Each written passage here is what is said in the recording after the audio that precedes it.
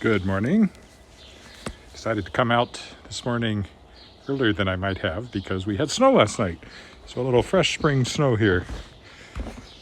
It won't last long. It's supposed to be like double digits tomorrow, and even today it'll be well up above freezing. But for the moment, a little fresh dusting just to give us a reminder of the season we're supposedly leaving. And I'm just going to take sort of my standard walk along the creek here. Hopefully it's not too slippery. It will be in spots perhaps, but it shouldn't be too bad. And I was smart, wore my boots.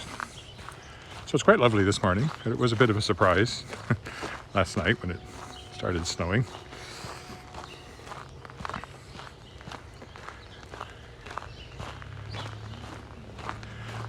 It's a bit of a mixed week actually. It's supposed to be I think 6 or so Celsius today, and then as I said about 15 tomorrow, and then Monday 6 or so, cooling off.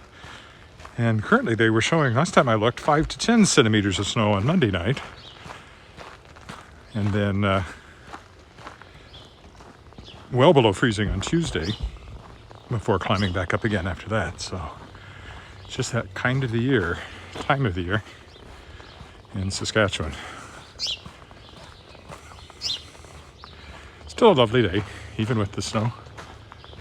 See, the sun's get such nice light in the morning and the patterns of the tree branches on the walls.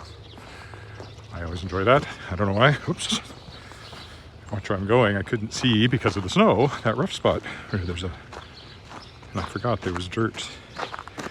Yeah, the roads are quite slippery, so because of the cars packing down the snow. If you happen to be catching this on Facebook or YouTube, always feel free to leave me a comment and I'll know you're there. I may not be able to read it depending on which way the sun's shining at the time. If I can, I'll respond. And somebody tuned in on YouTube yesterday, didn't even know where Regina was, so that was interesting, especially because I went downtown.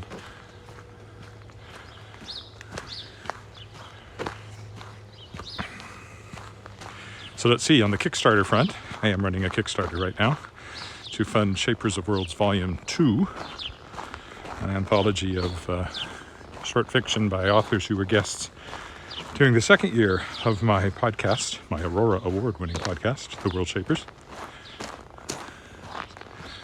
Big names, international bestsellers, some of the award winners, all that good stuff. Right over 70%. In fact, we're over 71%. Or within spitting distance of 71%, I should say. $4 short of 71% as I came out this morning. So lovely in the snow in the morning sunlight.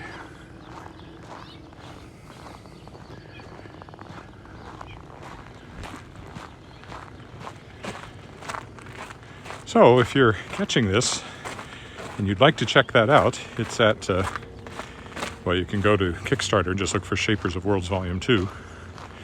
There's also a Shapers of Worlds, which was last year's Kickstarter, which succeeded.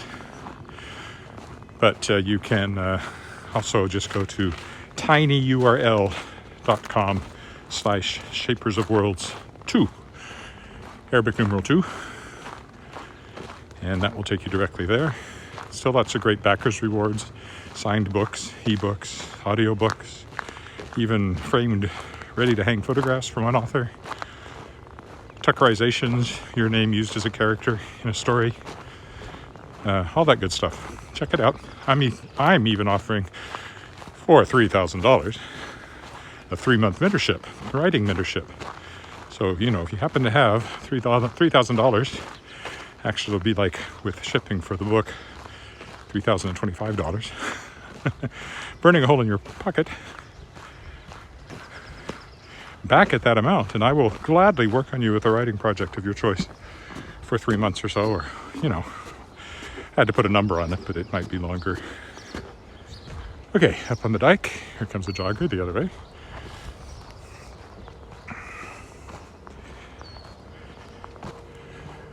I always look down into people's backyards walking along here.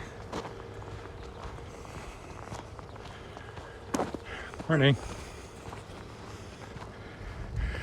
And of course, the creek is again looking very wintry with the fresh snow. I'm also offering a short story critique for less. $500, you can up to 5,000 words, short story critique, and a one-on-one consultation. A couple of people took those last year. Only one of them ever responded to my follow-up emails. So I don't know what happened to the other one.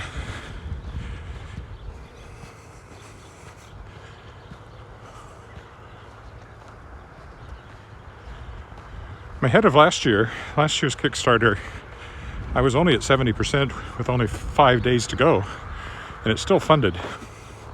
This time I'm at 70% with 12 days to go, and already past that. Like I said, practically at 71%. I'm pretty sure it'll pop over that any time now. And look down through the snow here at some of the side streets.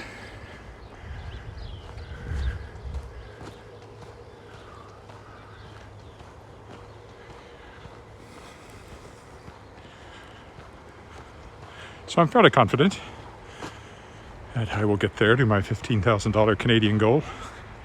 And then the book, well, that's just the beginning of the work on my end. And the authors. I mean, some authors have already sent me their stories, especially some of the reprints, but I've also got some of the original fiction already in hand. But a lot of other authors still have to write their stories, including me, because I'll have a story in there. I know one of the characters because Sharon Sheffield took the Tuckerization, so that will be the name of one of the characters in my story.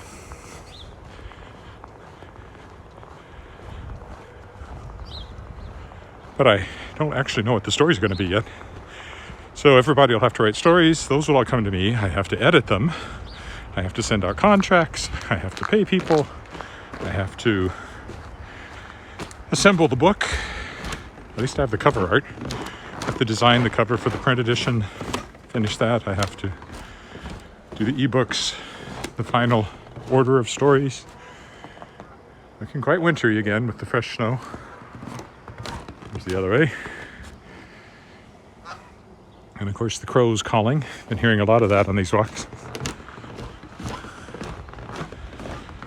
So I have a lot to do and arrange for the printing, of course. And then there's all of the fulfillment.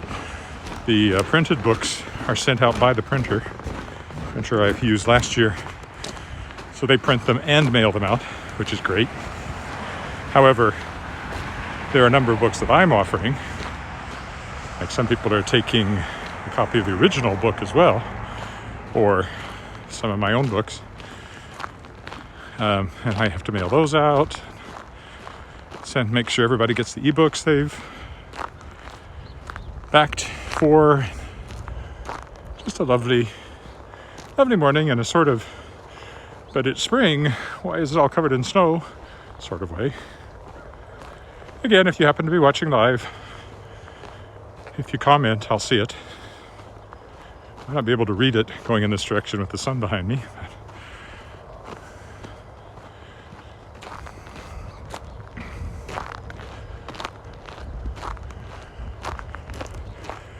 Sunday, it'll be 16, all this snow will be gone. But right now, definitely looks like winter again. And then if we get a bunch of snow on Monday, I may be doing another walk in the snow on Tuesday. Even more snow. We'll see. Already getting warm, even though it is, I think it was -7 when I set out Celsius. Which is what, about 20 maybe Fahrenheit? A little more than that, 21, 22 maybe. Yeah, it'd be more like 22, I guess. I could do the math, but shall I do the math? I'll do the math. A Celsius degree is 9/5 of a Fahrenheit degree, if you want to do it in fractions. So 7 times 9 is 63, divided by 5 is 12.6, so 32, which is freezing, minus 12.6, and we're actually at just under 20. So it's more like 19 and a bit.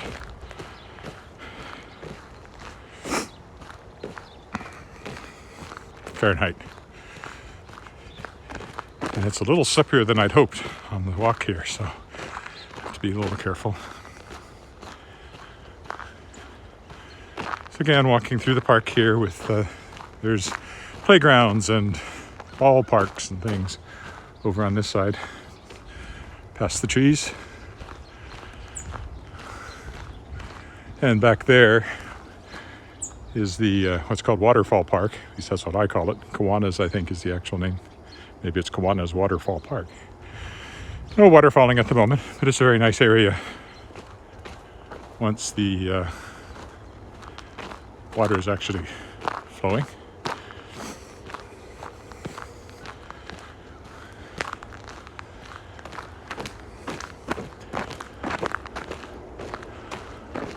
Yeah, there's a little bit of ice. I wonder if it rained before it snowed and then froze. Feels a little bit like that. So looking behind me there. Gimbal does a pretty good job. It's not entirely smooth, but it's a lot smoother than the test runs I did without a gimbal. So there's the ballpark over there. One of them, Ball Diamond.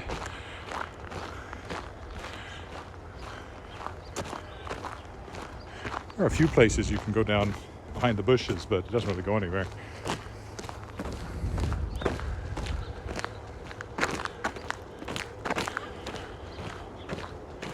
Now, on my own writing, I worked on, I had some nonfiction stuff to work on, and I have more to work on there. It's kind of an ongoing thing that I do a few pieces every week.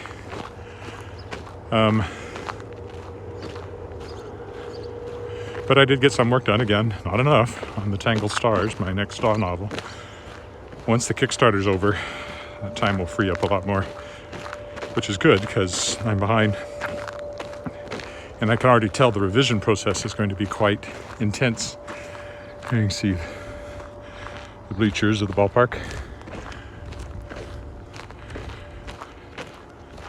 So I'm kind of anxious to get the Kickstarter over with. There'll be a bit of a break. At least I don't have as much social media stuff like I do every single day to promote that.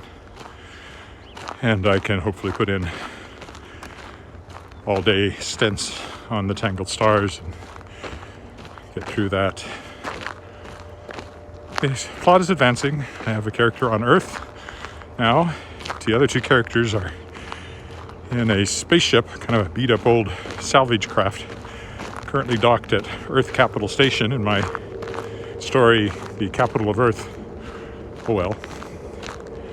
is a orbiting platform. And if you want to go to Earth, you have to go through there. She got permission to go to Earth by sweet-talking the AI that runs the Capital Station. That's kind of her specialty, AI wrangling, artificial intelligence wrangling. So she's down on Earth. The other two characters are in orbit, docked at Earth Capital. And her goal is to steal a mothballed starship from the Museum of Science and Industry in Chicago. It's sitting on a barge offshore there in Lake Michigan.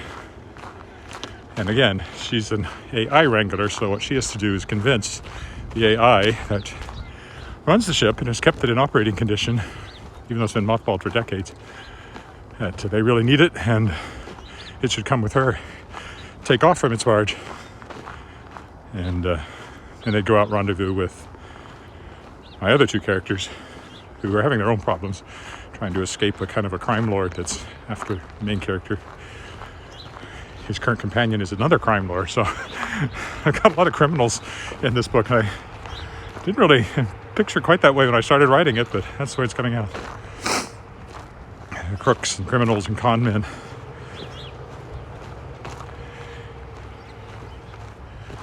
And then once I have everybody aboard that starship, then there's the whole interstellar aspect that I will get to. So I've got a long way to go. I am enjoying it though. I think it's funny. I hope it's funny. It's funny to me. Really, that's about all you can hope for. World Shapers, my current series, I think is funny. And fortunately, this woman I mentioned out on the West Coast, Lisa Lindo, loved the books and is working to pitch them to people who make TV series. She has some really great connections, and I'm hoping that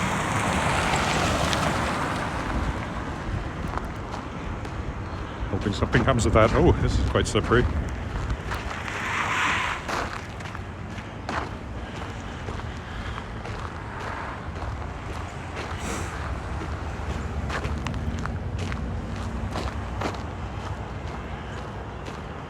There is an IMDb, Internet Movie Database, entry for it if you look it up, which is kind of cool. Never had that before. In the various times that there's been some hint of interest, nothing has ever come of anything. I hope this time is different, but I'm not, as I keep saying, counting my chickens.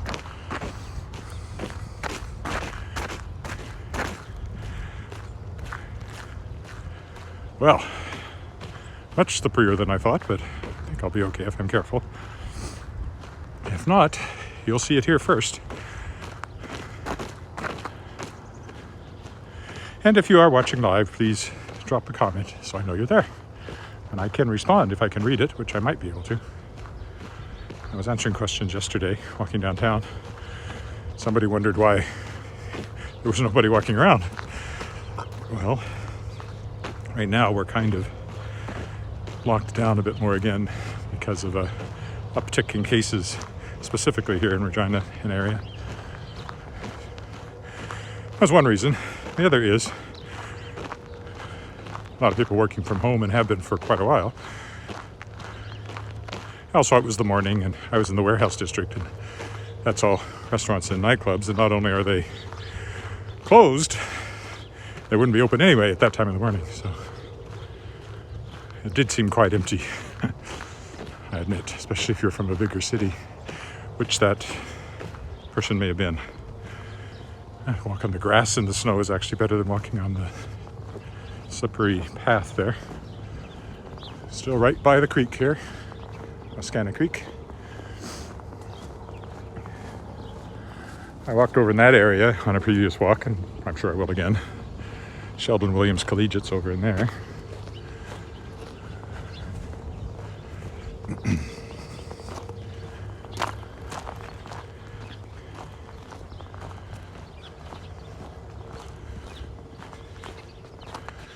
So it's a podcast weekend.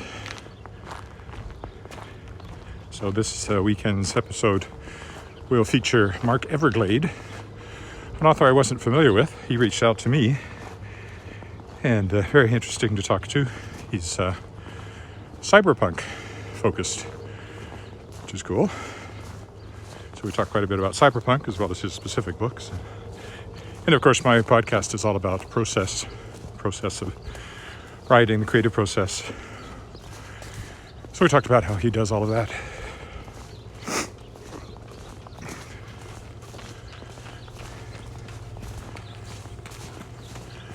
And the biggest task there is the transcript, which I will be working on once I get back. I do a full transcript, which most podcasts don't do, and I have missed a few episodes. All the episodes from last year when I was running the Kickstarter, I did one a week, thinking it might promote the Kickstarter, and maybe it did, but I didn't do it this year. When I was doing one a week, plus running the Kickstarter, I couldn't do the transcript, so I never have gotten back and gotten those done. I intended to, but they are very time consuming. Okay, crossing the creek again. If you comment right now, I can't see a thing. Pointing the camera in that direction, the screen is just a black, almost. Again, the other way.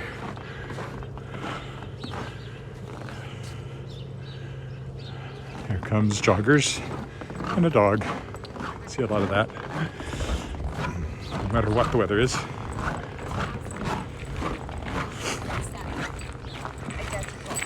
Hello. Morning.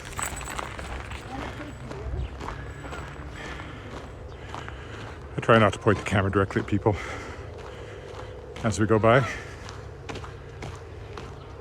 To take off my hat, warmed up enough walking. Anyway, so the transcript, I use an online service, sonics.ai. It's a pay service if you do as much transcribing as I do. And it's pretty good. You upload the file, it does the transcript. If it's a clear file, it actually does an excellent job, but excellent isn't the same as accurate every time. There have been some pretty funny times when it's completely misconstrued what was being said. At least one of those, somebody was talking about writing. I don't know what they actually said anymore, but I do remember that the transcript turned it into they weren't getting enough sex, which really wasn't what I wanted in the transcript. So I listened to it and make corrections. And it's a 1 hour podcast, and it probably takes me 3 hours to do that. So there's that. And at least another hour to make any edits and clean up the file and post it. So every episode probably takes me 6 to 7 hours of actual work, which is why I only do it every 2 weeks. Usually. It's the schedule I'm on now.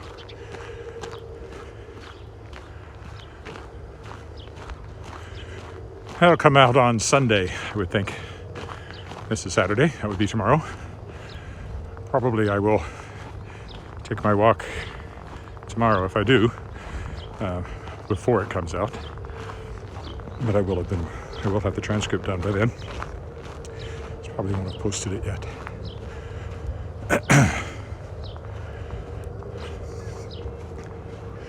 These curves are just to make the path interesting. The shortest distance between 2 points would be to walk like the person with the dog over there along the creek. But that's not the point of the walk. Don't know if anybody's watching me live. If you are, drop a comment. I will see it on Facebook or YouTube.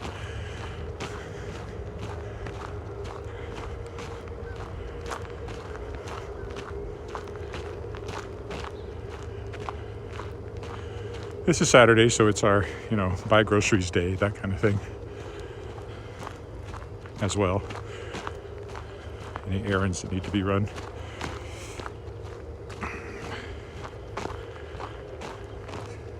Another reason to do this in the morning. Also, I only had 1 cup of coffee. When I get back, I look forward to more coffee. And something to eat. I didn't eat anything either. I don't even eat much for breakfast. It's usually like a bagel. But I didn't even have that yet. So looking forward to that when I get back.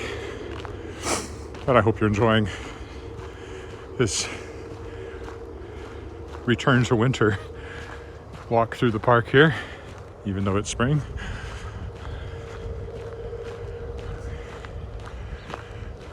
It is pretty.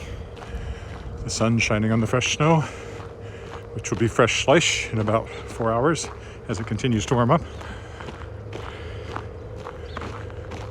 And probably gone entirely.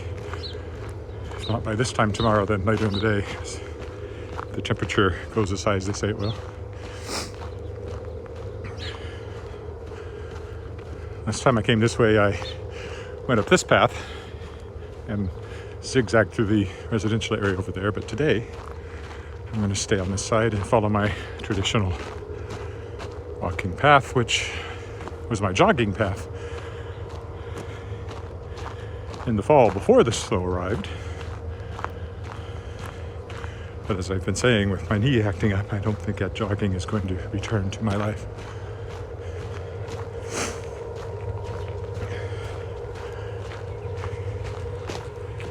Morning. Good morning.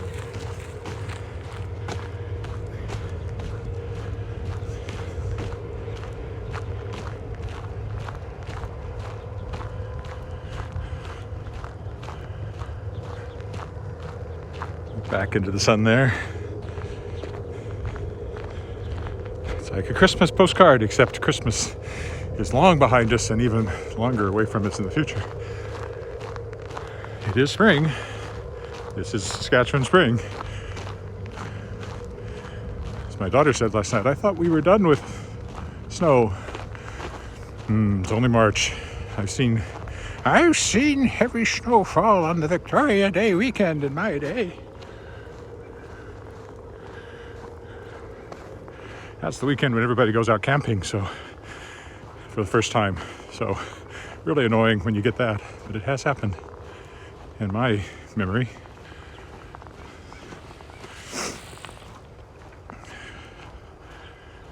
Another ball diamond there, you can tell.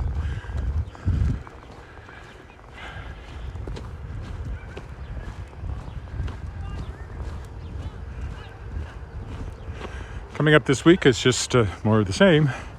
Kickstartering and working on the Tangled Stars and those little nonfiction pieces I have to do. I did 3, I have 6 left to go. They're due by Wednesday. I do have another podcast interview late next week. Can't remember the name exactly. It wasn't somebody I knew beforehand. And what else? I don't think there's anything else coming up this week. Yesterday I did a TV interview with CTV Saskatoon talking about the Kickstarter. I think that aired yesterday. Of course, it was done by Zoom. I haven't had a chance to look at it yet to see if they posted it online, but if they did, I will certainly be linking to it on my various accounts. Now, if we kept going, the path does go under that bridge and then on. Eventually takes you way out by the RCMP out there, RCMP barracks. As I said yesterday, all Royal Canadian Mounted Police are trained right here in Regina and have been since the beginning.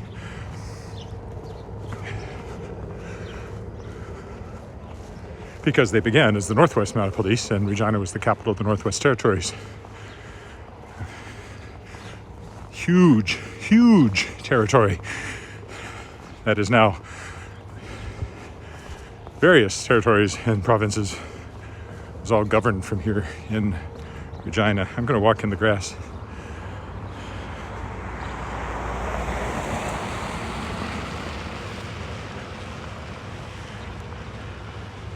It'd be fun to walk out there, but that'd be a very long walk. And then you have to turn around and come back. I think Walking Commuter, the guy in Manhattan that inspired this that I mentioned, whose channel you can find on YouTube. Here we look back into the sun. He will take a taxi somewhere and then walk, which I could do, I guess, but I do think I'll take a car to the Connexus Arts Center, our big theater, and pick up the path there that takes you out down and then go around to the university one of these days. Should be an interesting walk. So I could go park somewhere and then do a loop that brought you back, but if you're just following the pathway out to its end, way out in the northwest there of the city, not way out, but out that way, wouldn't work. Because it's just a string you would be following. When you got to the end, you'd have to turn around and follow the string back. Alrighty. That's kind of the turnaround point. Now it's heading home. I'm going to stay in the grass and the snow to avoid the ice on the sidewalk. We'll walk down between the trees. As I've said before, every tree in Regina was planted by hand, and of course when they're in straight lines, it's quite apparent.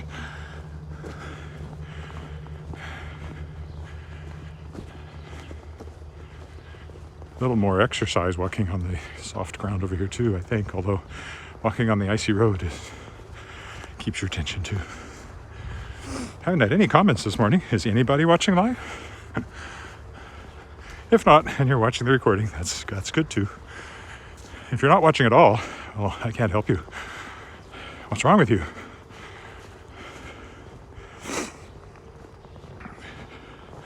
If you're not watching at all, leave a comment.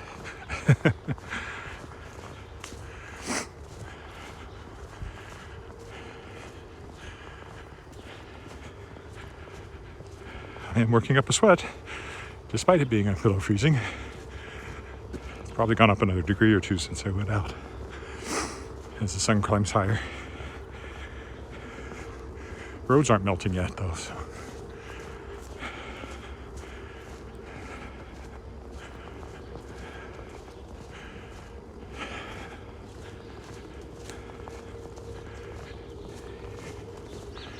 Yeah, definitely working a little harder walking on the softer ground here on a bit of a slope. You can tell by my breathing. Well, this is for exercise, as well as to have a nice chat, even if it's mainly to myself. Okay.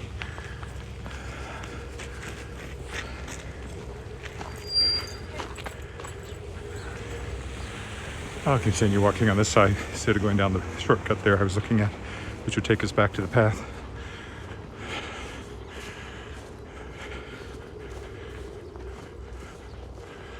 Leaving tracks. You can see which way I came. I'm the only tracks between the trees at the moment.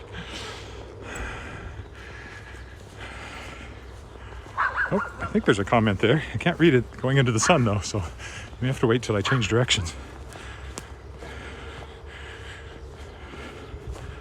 I'm not seeing much of the screen right now with the sun in my eyes. I'm sure it's a brilliant comment, and thank you for leaving it.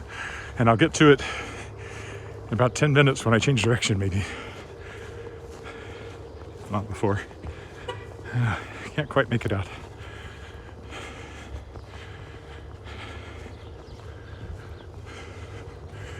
And park just slipping by over here. Looks much the same all along. Lots of open grass, artistically placed trees, and this morning, snow.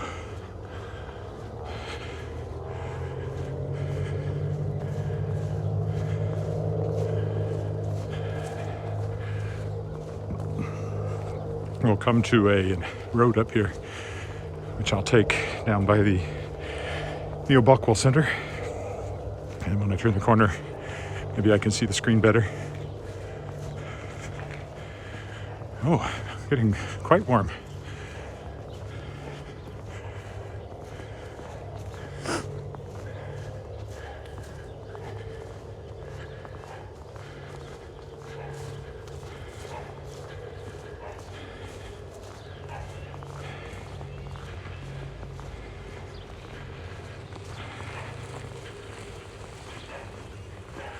Someone asked me if doing this while I walk cuts into my thinking and mental writing time, and I suppose so. I mean, I do occasionally when walking think about story problems, books I'm working on, or ideas, but not entirely.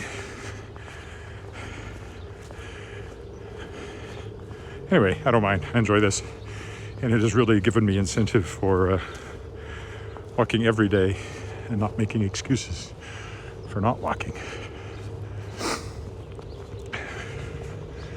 We'll cut the corner here since I can. The soccer field here. Alice was in soccer when she was very little, like 3 or 4. Didn't take. She and her friend would sit in the grass and play, kind of ignore the soccer. So, and I didn't much care for sitting out in the soccer field.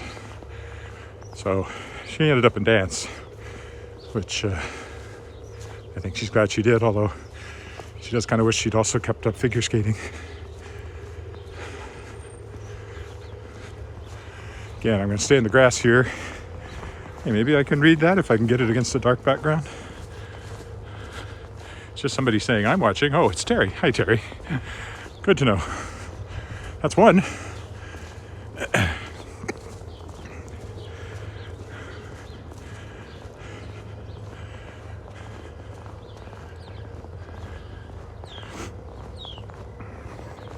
My only childhood sport was a brief, unfulfilling fling with Little League Baseball. I wore glasses, had no depth perception, so I couldn't even catch a fly ball reliably. They put me in the outfield. On Little League, you don't all that often even get a ball hit that far out. But when it came my way, I wasn't much use, even so.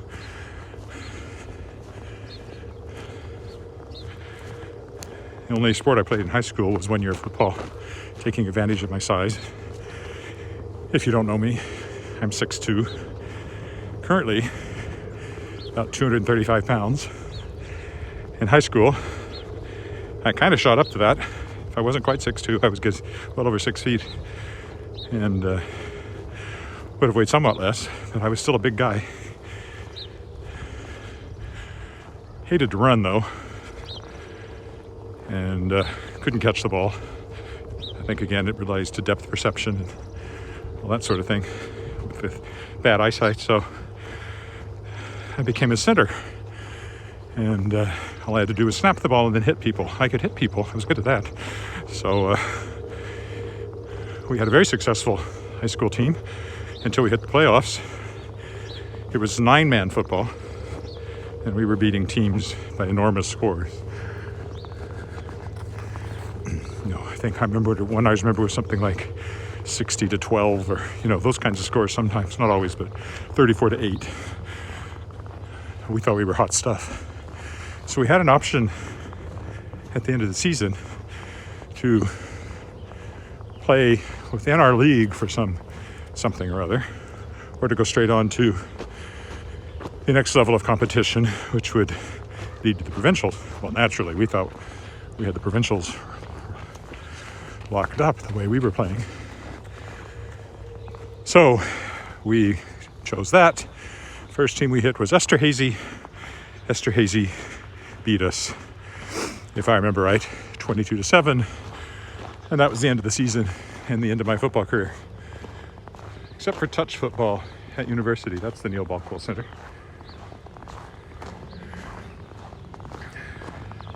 Intramural touch football. No, flag football, not touch football. Which I played a little bit of, but our team there was nothing because it was based on what they call social clubs, and I was in a very small one. So actually my best sport was actually badminton, of all things. I took that, well, we played it here, of course, and then at university, I took it as one of my phys ed classes. They were divided into 2 sports, indoor and outdoor, each semester. So I took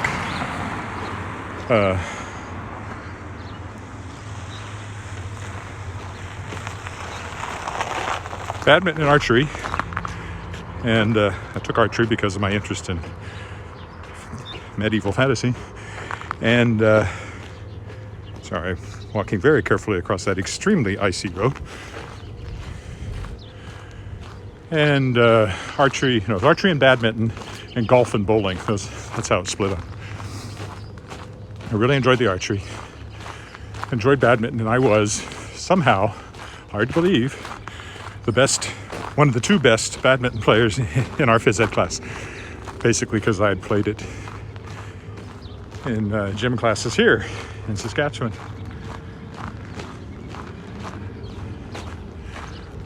I wasn't bad at bowling. That was 10-pin bowling. They had a 10-pin alley on campus. Spent a lot of time down there. My roommate was actually in a league, so I'd go down there and play computer games, video games, the primitive ones we had at the time. And he'd be bowling. It was a place to hang out in the student center. I was not particularly great at golf, still not great at golf. Have clubs.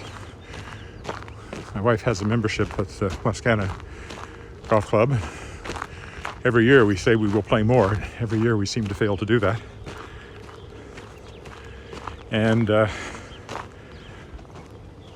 But we do enjoy going out there for, eating on the deck and social events and things like that. Our wedding reception was held out there. And archery, I don't remember how good I was at it, but I enjoyed it. And I felt it was worth doing from a rider point of view. Okay, we're back along the creek here. Of course, in Saskatchewan, bowling as a kid always meant 5-pin bowling, which most of my friends in the States had never even heard of. I always enjoyed it, and I was not great, but not bad at it when we used to do that in high school. In high school, we also did curling in phys ed. I was never very good at that. Sweep! And we played floor hockey. I like floor hockey. Even though it involved a lot of running, I could use my size to advantage.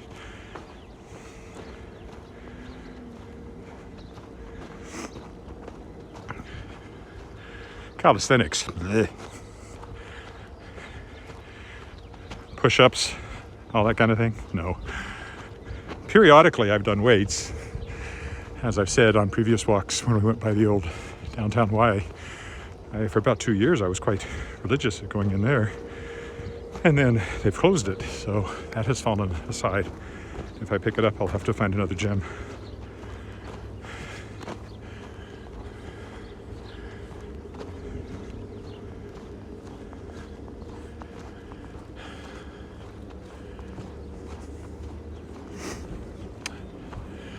And I like to walk, which is what I'm doing now. It's because the roads are so slippery, I'm just going to stay on the dike. Often I kind of cut down over here. It's a bit of a shortcut to head home, but I'll follow the dike around, and the minimum amount of walking on the slippery sidewalks and road this morning. And it's such a pretty day here along the creek.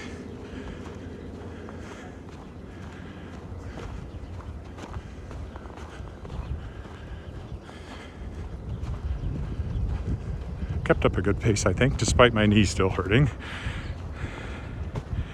If I ever stop doing these for a few days, that will be why. Giving it a chance to bounce back. Although, it's not getting any worse as far as I can tell. And it might be a little better. So possibly it's just toughening up.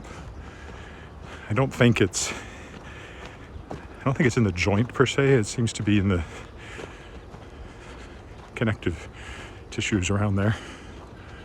But who knows? I am of a certain age when things start to deteriorate and hurt, often for no apparent reason, like rolling over in bed. Pulled something.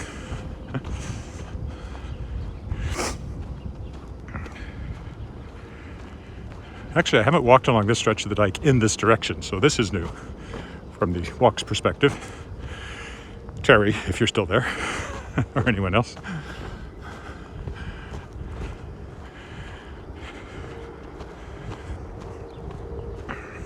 There'll be many walks around the lake in the future.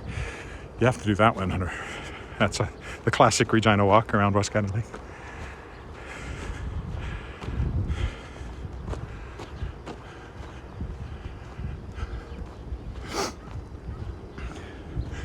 There's where we walked earlier, going the other way, past the Ball Diamond.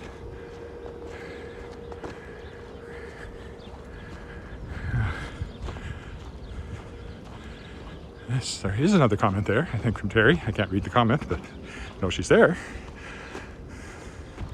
If I look this way, so I could get a dark background behind it. I still can't read it with the sun in my eyes.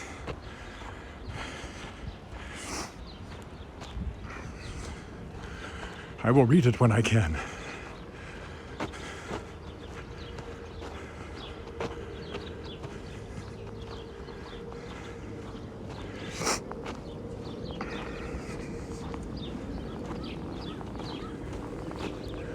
Down that alley over there is Garnet Street, where I lived when I first moved to this neighborhood. I've walked by the house I lived in once or twice now.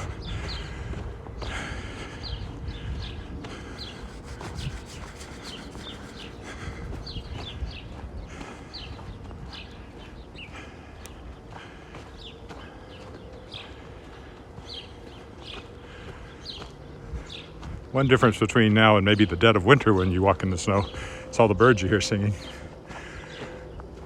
Oh, here. I'll go down here. I've never gone down this staircase before.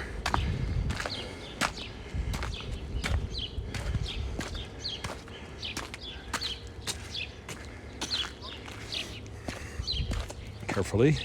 It's starting to melt on the staircase. And then now I have to be careful again on the sidewalks here. If I go over in the shade, maybe I can read the comments.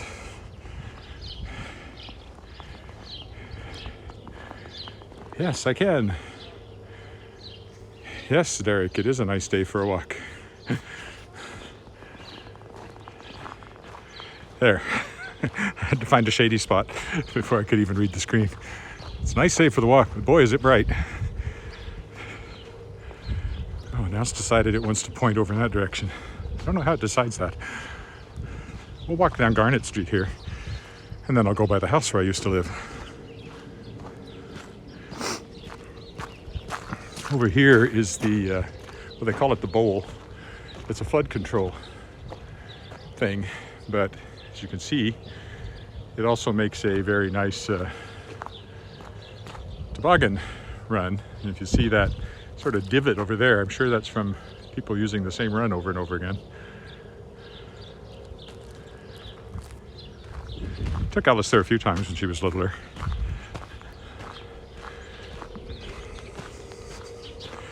So this is Garnet Street, 2600 block of Garnet Street. This is where I first lived when I moved into this neighborhood, was on this street. I had lived up on Sherwood Drive up in the northwest in a big apartment building. And that was okay, but it was a bit far from the science center where I worked. There's some like little houses which have been redone, most of them. But these are the original houses in this neighborhood. See, fairly old style. But then there are also brand new houses popping up, infill, of a variety of appearances over there. In fact, two of those have changed appearance since I lived here.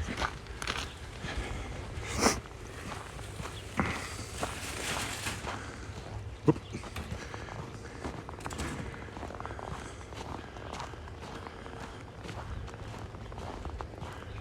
Aha, this is your old neighborhood too, Terry. Kind of. So then you have these really modern houses. Both of these are new since I lived here, because that little house there is where I lived for several years. And it has not changed significantly from the outside. It's got new windows, it looks like. And there used to be a big tree or bush, maybe two on either side of the porch, and that's gone.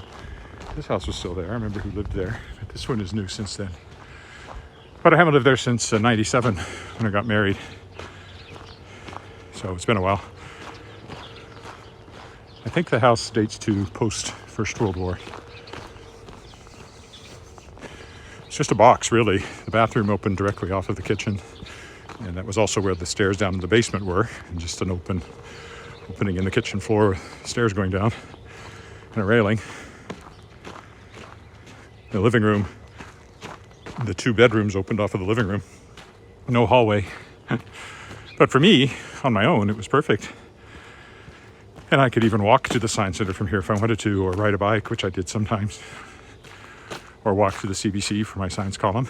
And I was still living here for 4 years after I quit working at the science center, which is where I started in Regina, after moving here from Weyburn, where I was a newspaper reporter, editor by that time. I was editor of the Weyburn Review.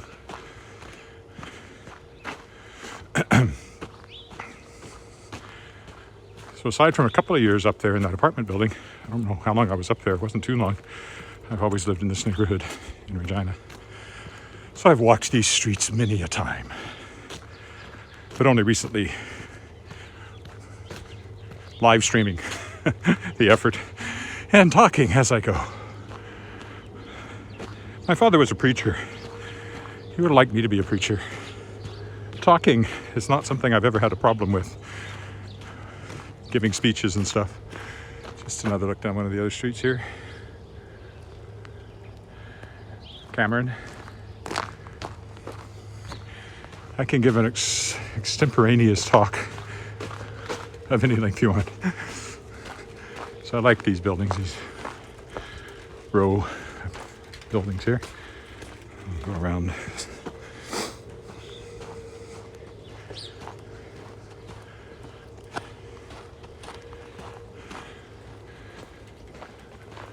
don't think I've ever been inside one.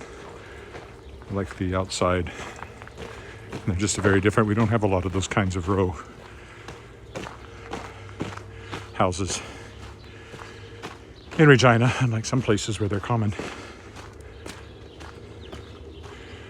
So this is where this street intersects with Leopold Crescent. I guess this is 18th. Can never remember. So 18th and Leopold. This is a new house here from just recently. Fits in pretty well, but the one thing you notice with the new houses is they tend to be a lot bigger than the old houses in the neighborhood. Even the big ones in the neighborhood, the old ones, tend to be smaller than the brand new ones like that. Also, a little too garage-centric for my taste, but that one's not as bad as some because of the way the garage is set underneath. I like the old houses because you can't see the garages. They're in the back on the alley, which is where ours is. Ours is full. It has 2 old Cadillacs in it. One runs, one doesn't, although it has run in my memory. Don't drive it very often. It needs a new battery right now, I think. I wasn't able to start it last year. So this year, that's one of my goals, is to get that running again. And the other one is a limousine, Cadillac limousine, which the family used to use quite a bit. It hasn't run in 10 years, probably.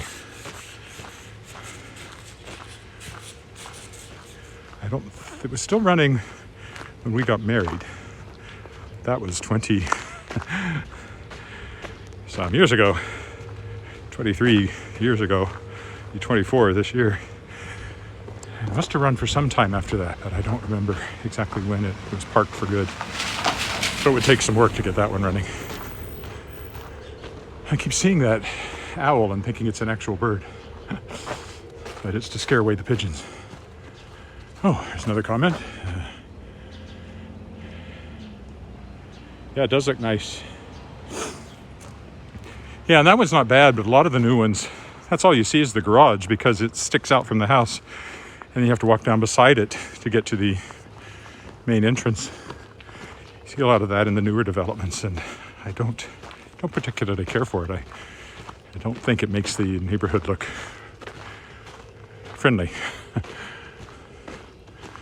Okay, whoa, almost took a tumble there when I'm almost home.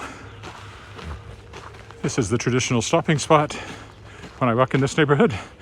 Is this stop sign. It just seems appropriate somehow to walk up to a stop sign and stop. So, thank you for watching, whether live or watching the recording later, and I'm going to keep doing this. So, bye for now.